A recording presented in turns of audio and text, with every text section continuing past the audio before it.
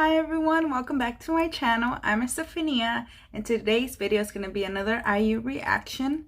This video is called Why You Should Know IU, from Nation's Little Sister to one of Korea's most influential stars.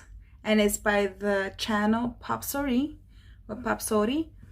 And I have reacted to another video from this channel already, so I'm glad that they did another video, because I believe the other one was about like 3 years old. So this is updated because it was just uploaded about like a couple of days ago, so it's pretty recent and it should be up to date on IU facts.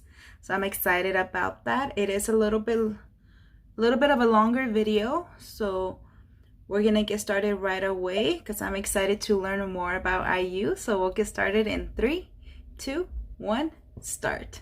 It's time to talk about IU, one of the most trendy and popular artists today in Korea. So we're gonna break down IU's current career and why she's so popular today. Debuting in 2008, she exploded in the 2010s and became one of the most successful musicians in K-pop history. And this is pretty big because K-pop heavily favors K-pop groups, not soloists. So for IU to break that mold and become so successful is really impressive. Now in this video, we're not going to talk about the origins of IU or her beginnings. I actually made a video about that around 2.5 years ago. And if you want to check that out, it's in the description below. In this video, we're going to talk about IU's current career and why she's so trendy and popular from 2018 to the present. So with that being said, let's get on to it. Let's start with her surge in popularity in 2020. IU and Suga's collaboration on the song 8.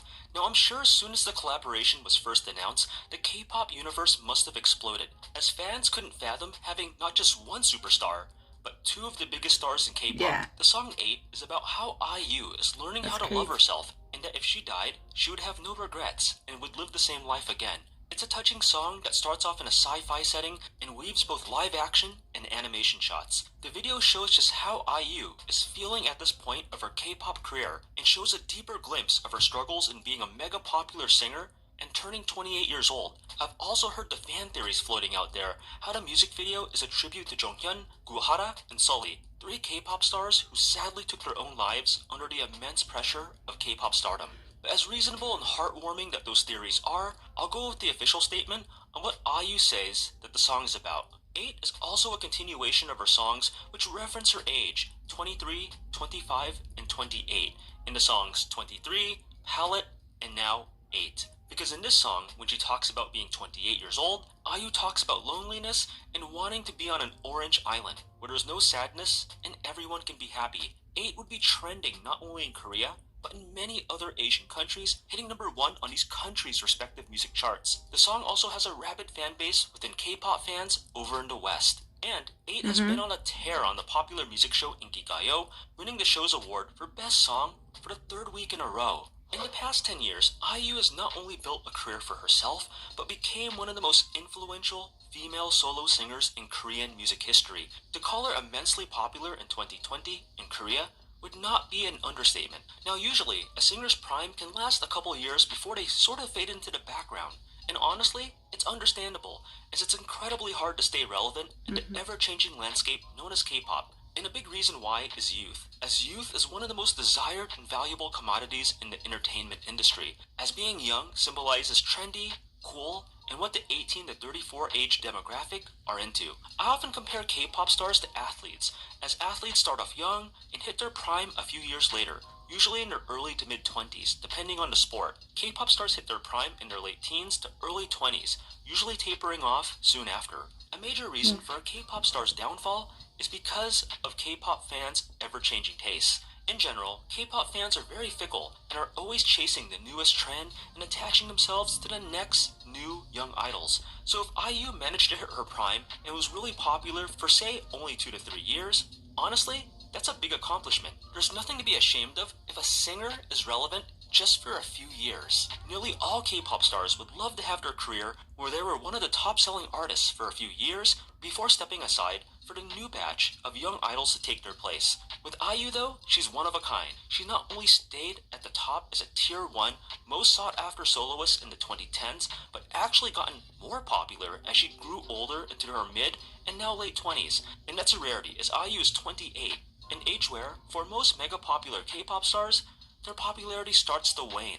And one of the biggest reasons why she's still thriving as she's approaching 30 is that she diversified. She looked at it from a business standpoint. She's one of the most marketable and recognized celebrities on CFs, or commercial films, known more as a ballad and singer-songwriter rather than just a K-pop idol, and has invested into her acting career.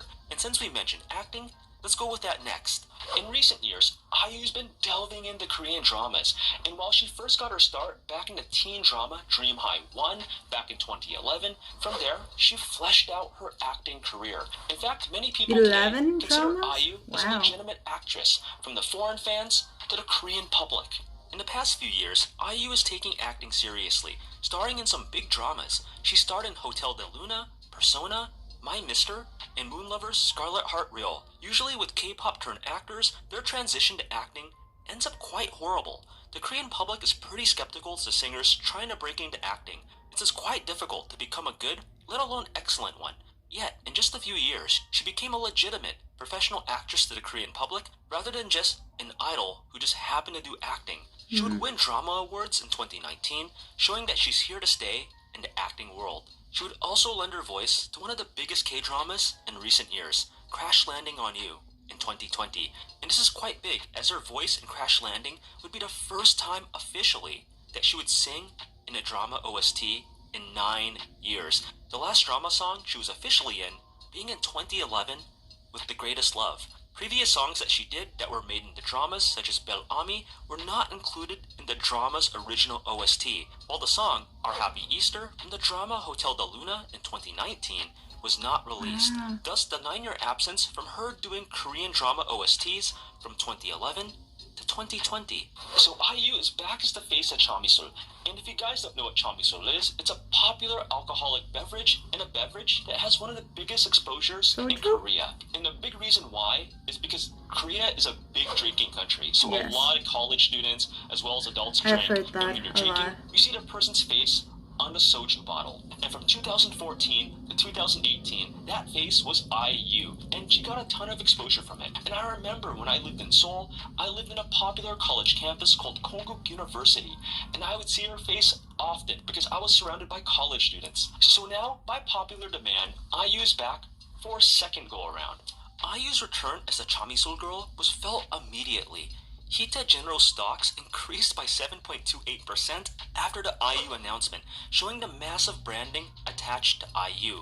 And a major reason why being the it Chamisul girl in the is so world, big is that your face will be seen everywhere. Chamisul is a popular soju brand. Korea is a big drinking country, so naturally much alcohol will be consumed on a given day. And with downing soju, the presence of seeing IU on the bottle of every Chamisul soju will be there. Now you may be asking, isn't having a celebrity that showcases alcohol bad for children? It's a very good question too, and I've always wondered that. Since IU is a well-known celebrity that has a lot of teenage and younger fans, you would think this would be a bad idea. There's a lot of circulating that may ban future idols, singers, and actors that appeal to younger fans from endorsing alcoholic beverages. But at the time of this video recording, the law hasn't passed just yet. CFs, or commercial films, are one of the biggest indicators to tell if a celebrity is popular in Korea. Doing a lot of high-profile CFs increases a star's branding and income. And there's no better CF star in the mid-2010s than IU, where she was regarded as a CF queen. She's a household name in fashion, smartphones, electronics, clothing, beverages, and more. Now that we talked about how IU looked at K-pop, Korean music, as a business, and how she diversified to stay as a top-tier artist, let's break down some of the other aspects that make her popular. One of the most trending topics on the singer just last year was the IU diet. There's a lot of K-pop fans that want to be skinny like IU, so naturally they wondered about her eating habits. And these fans would soon have their answers revealed. On various talk shows, she would finally break down her diet to stay slim, especially before shooting a new music video. In a nutshell, the diet is extreme. cutting out nearly everything, exercise thrown in. The IU diet consists of having 1 apple for breakfast, 2 sweet potatoes for lunch, and 1 protein shake for dinner. And that's it. Exercise, such as running for 30 minutes, doing weights, and stretching, are also incorporated. Once the diet was revealed, many K-pop fans would experiment for themselves and post the results on YouTube.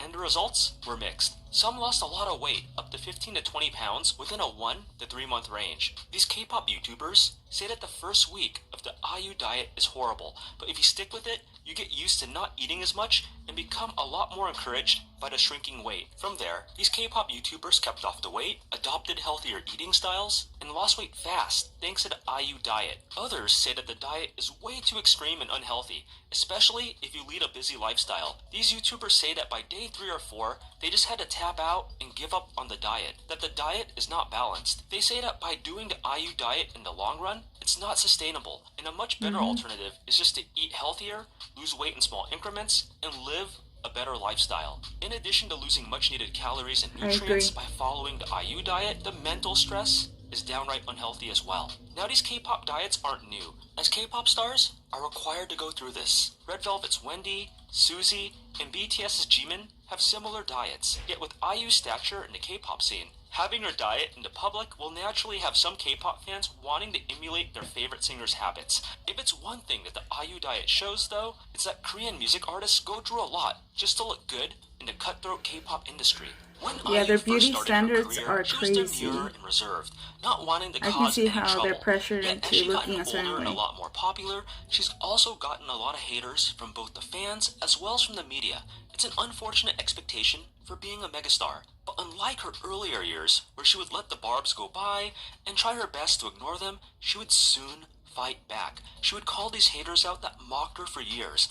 One song, Beep Beep, illustrated just this and showed that IU was not going to take crap any longer. She would mention yellow journalism, call out haters in the media for crossing the line by giving them a yellow card, which is a penalty in football or soccer, alluding to how fans and media need their own yellow card when crossing the line, when attacking a celebrity too far.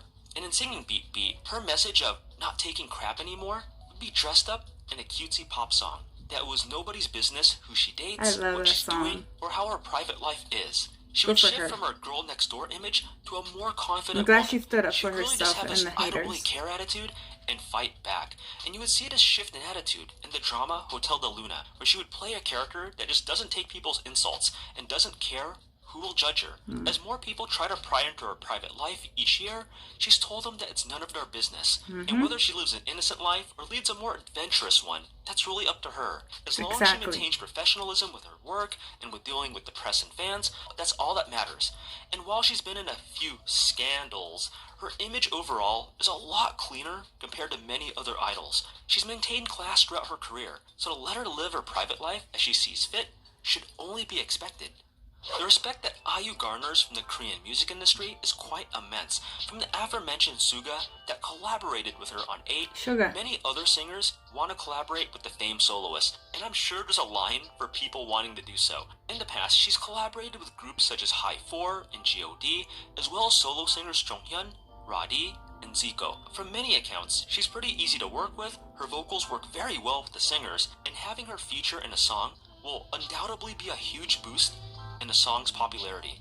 IU is also known to give a lot to charity. One of her more recent donations is giving 280 million won, or roughly about 280,000 USD, to the COVID-19 pandemic. Her donation will be used to buy hand sanitizers, masks, and to help the poor with medical and food assistance. She's also donated 1 million won to the Sokcho fires in April 2019, donated 600 million won to disadvantaged children, 250 million won to the Sewol tragedy in 2014, and 150 million won to the elderly. This brings her lifetime donations to 1.5 billion won, or approximately 1.25 million USD. An impressive amount, no matter how much money you give. She's been known to donate a lot of her money throughout her career. You guys mentioned this a lot, that she's in a positive light because of this. And I believe one major reason she's one of the top artists that she grew up poor herself. does a lot of donations. donations. Became a megastar and became one of the highest earning solo singers, many applauded her when she gave back. She would also take control of her music. She became a lot more hands-on with her music during her later career. During the mid-2010s, from around 2013 to 2017, she would experiment with her music and push her musical capabilities. Her newfound improved music abilities would come to full force with her hit Palette, a catchy tune about hitting the quarter-century mark in one's life, or being 25 years old. You'll further see how her songwriting evolved in 2018's Beat B and 2019's Blooming. She was responsible for songwriting the entire 2019 Love Poem album, producing Blooming and A Visitor on that album. Her later 2018 and 19 releases have revolved around her growth as an artist as she grows older. She's a flexible artist that can thrive not only in K-pop, ballads, and duets, but she's also dabbled in other genres from time to time, such as EDM. I would say one of her more impressive feats is taking iconic old Korean classics from 20 to 30 years ago, covering the song in an updated song, and introducing millions of people to a classic. One song in particular, Sleepless Rainy Nights, in 2017, is a classic from the Kim Gun-mo 1992 retro hit.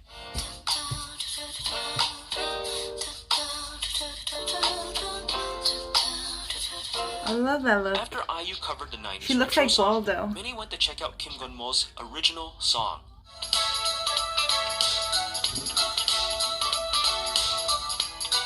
Yeah, definitely 90s vibe. Listeners have resonated the with original. Increased music control and direction as she becomes more successful with full control of her career. She continues to sell millions, has her songs ranked #1 on Melon, and has garnered tens of millions of views on her music videos on YouTube.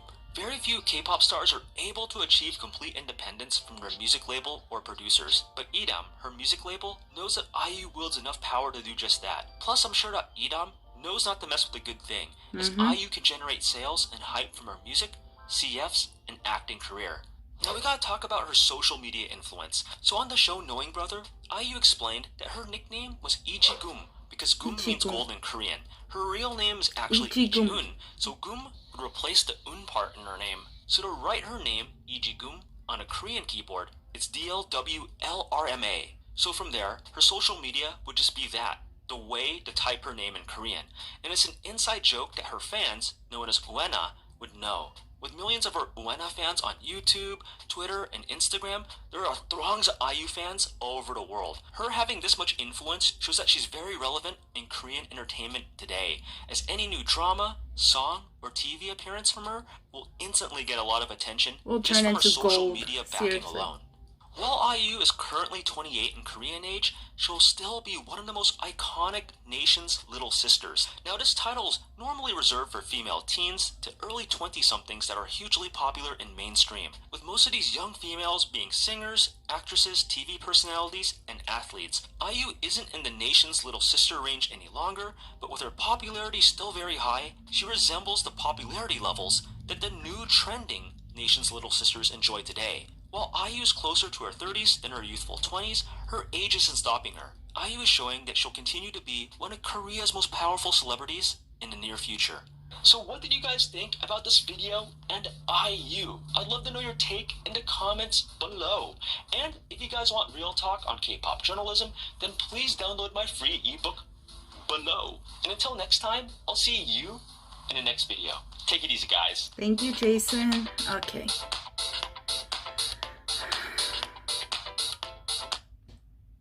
So I really enjoyed the video. Jason is really good at talking about certain topics in depth, so you can fully understand why she's so well respected in Korea and loved. I think why IU is so relevant and popular nowadays is because she's very unique, and Jason explained it very well. She's not like any other past artist. Most artists at her age would have already kind of ended their high popularity time era and kind of slowed down in their careers, whether it be completely finishing singing or like performing, because the new generation, the younger artists are coming in and they're no longer relevant, or they're just like not as big but still performing, or maybe step to the back of the camera and do some producing or writing but no longer in the limelight. But contrary to what is normal or what has been normal, IU is breaking those walls and is pushing the limits of what is trendy. Even though she's is in her late 20s, going into her 30s, people still love her. People still search for her. People still think she's very relevant because she's kept herself very relevant.